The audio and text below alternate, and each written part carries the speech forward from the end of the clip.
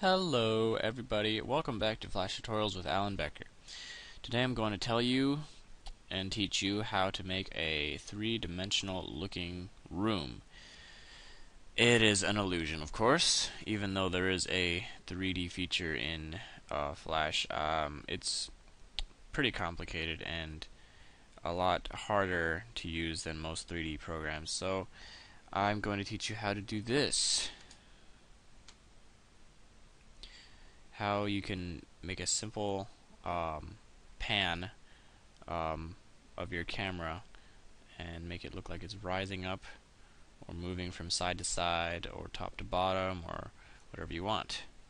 So once you have your thing moving, you can add stuff to it, like your characters if you want, and then make it look like they're really in a three-dimensional space. You can add stuff in the background, and that stuff will look realistic because it's separated from the rest of it. You can add stuff in the foreground too if you want, whatever you want, you know. So yeah, let's try to do that ourselves. So I mean, you can make whatever you want. The principle or the only thing you need to keep in mind is that it just requires a back plane, a side plane, and a bottom plane. But I mean, yeah, I mean, whatever you do is possible. So let's take our square tool or rectangle tool and turn off the fill by clicking this and go to this button right here, and then make a square. And let's see, take your line tool and drag it out and drag it out and drag it out. Okay, let me undo that because I forgot to turn on snap to objects. And let's see, I'm going to do this, make it move out and move it out and move it out and do that and do that. So this way it'll snap to that point right there. Okay, so we want this to be bigger, so I'm going to double click it, hit Q, and then zoom out with Control plus or minus, and then hold down Shift and drag it out so that it encompasses our viewing area. Okay, so if you notice here, there's a lot of overlap or potential,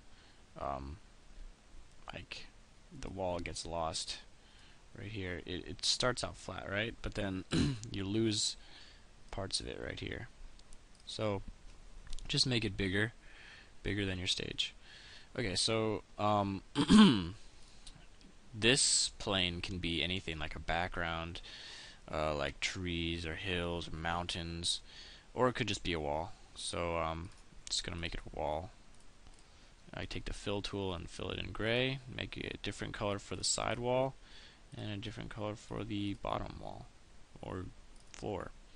So next we gotta just turn them into symbols. I'm just gonna delete the lines by double clicking the lines, and deleting.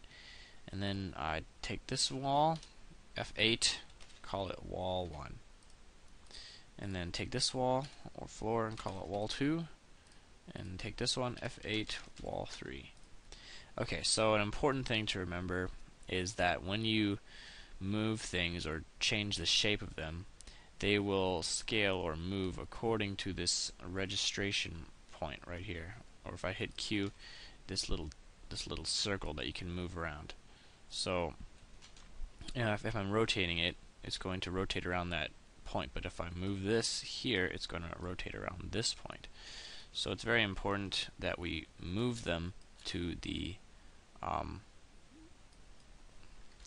point that matters the most, which is right here, because if there's any incongruencies or things getting off alignment, then you'll notice it right here, because it's where everything meets. So I'm going to move all of the points to the center.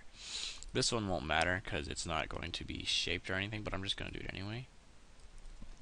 So let's say I want to make the camera go from here to here. So if that happens, then I need to move this one that way and then make this one scale this way and then make this one skew. But first I need to select all of these, right click and hit distribute to layers, otherwise we won't be able to move them because they need to be on separate layers. I delete the empty layer and then I give it some room and then I press F6.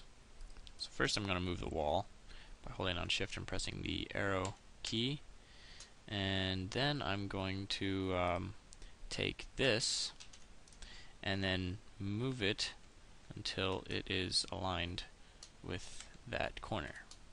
Then I have to scale it in so that it looks good. And then this one I just need to move, and then I need to scale or skew it this way. So in this case it doesn't matter so much because there's not really any texture or information on these walls, so you won't really be able to tell if I moved it or scaled it or anything, but it's you need to do it. So I'm going to select all these layers, hit create classic tween, and then see what we get. There we go. We get a simple pan. So just to make it more obvious that it's 3D, I'm going to go in here and then draw something on it. And then draw something on this one.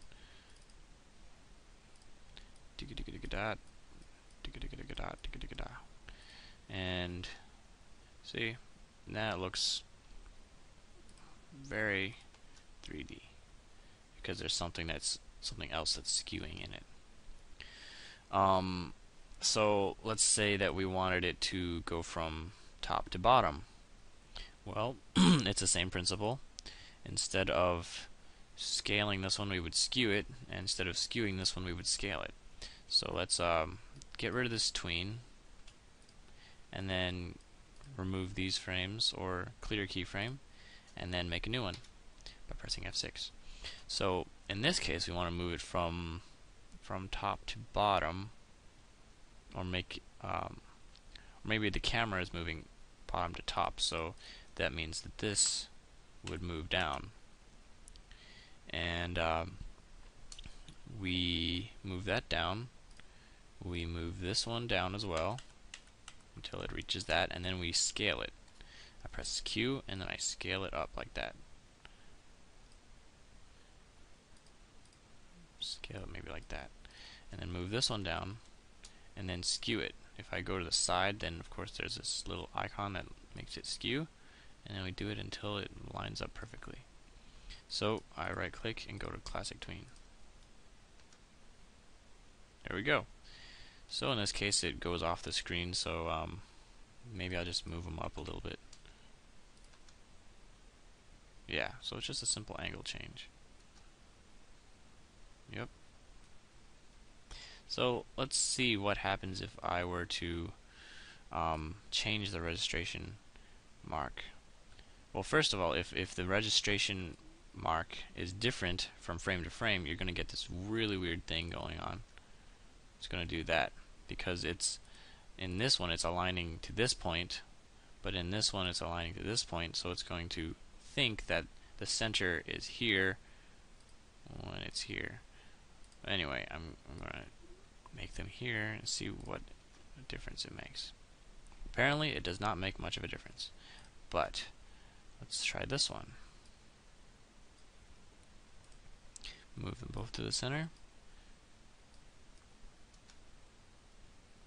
Yep, it still doesn't make much of a difference, but you'll find out that it does. Just saying. So if I go back to this room here,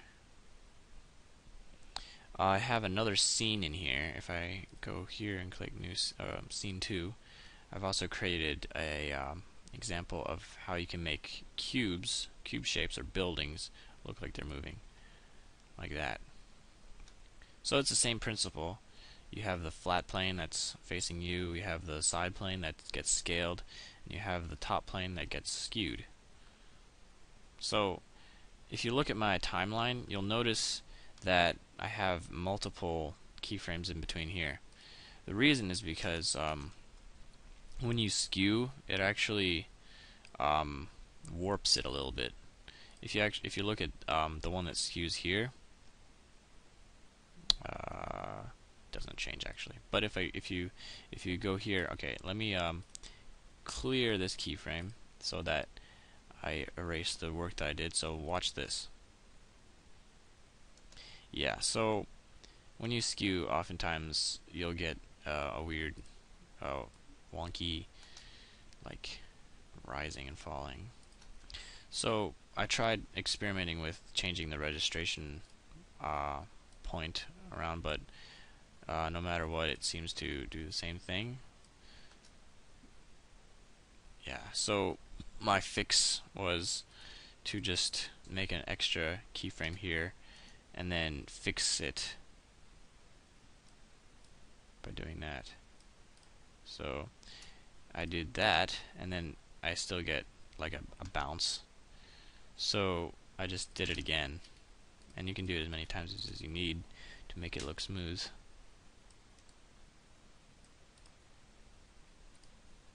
So I found that was just the easiest way, or probably not the correct way to fix the problem, but close enough. So yeah, you can make these buildings or whatever you want. If you want it to do a full turn, like you see both sides, then you'd have to play around a little bit more. So let's say that this one was approaching the edge of itself like that, and it was about to go to the other side. Let's make it a little bit more.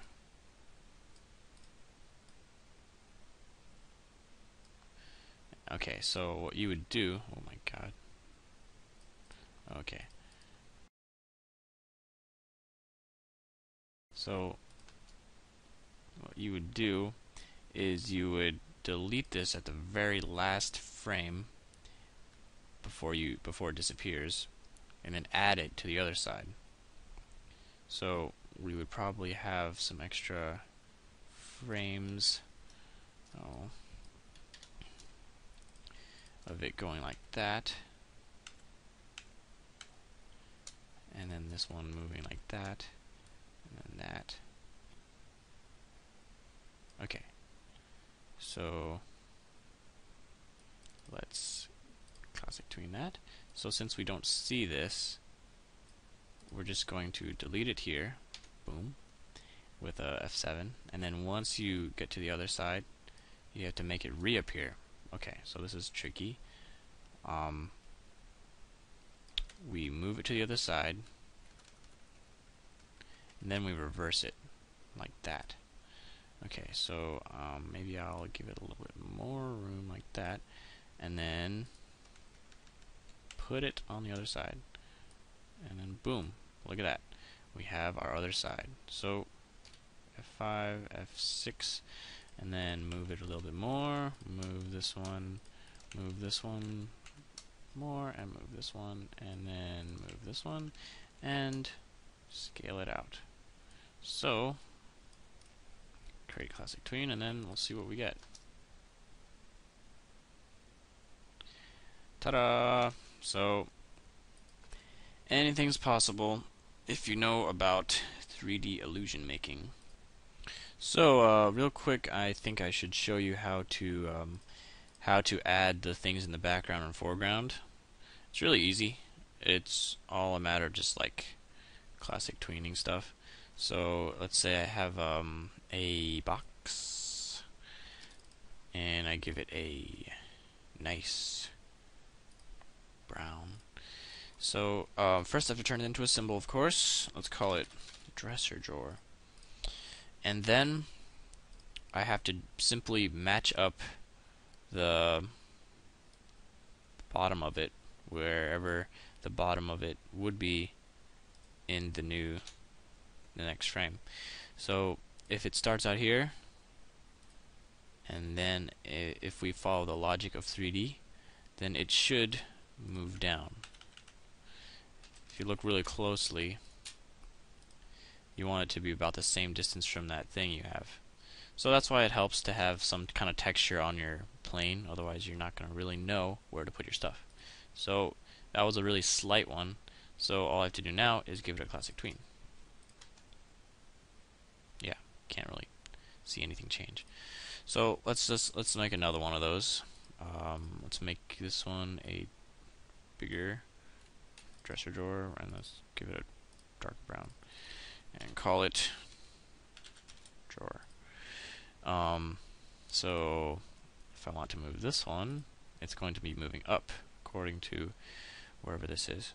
So create another thingy here, and okay, I think it might be helpful if we just draw a little line for ourselves. So if I go back into this, if I double click this, and remember where the dresser drawer was, and if I don't remember, I can just go back and then double click it again, okay, with the select tool. Okay, if I do that, okay, my cursor is right where it was, so I'm going to hit N and then make a line. So we can just get rid of this line later, but we're just using it for reference. So if it's here, then we want it to be here. Very simple. So classic tween, and bam, we have our thing. Okay, well, that is really all there is to it, and many other variations, like I showed you, variations on using this thing. So I want you guys to experiment with it and have fun, and I will see you guys later.